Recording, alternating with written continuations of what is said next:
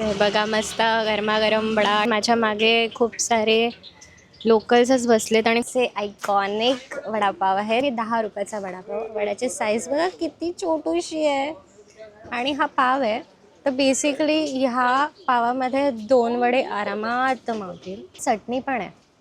वॉळ खूप गरम आहे. हा वाफा येतात वा. हे इसका टेस्ट ना लाजवाब.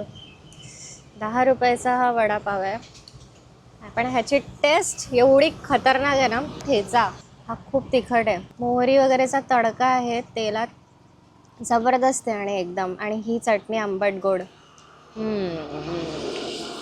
खूप भारी. मी एवढा स्वस्त वडापाव कधीच खाल्लेला नाही आहे.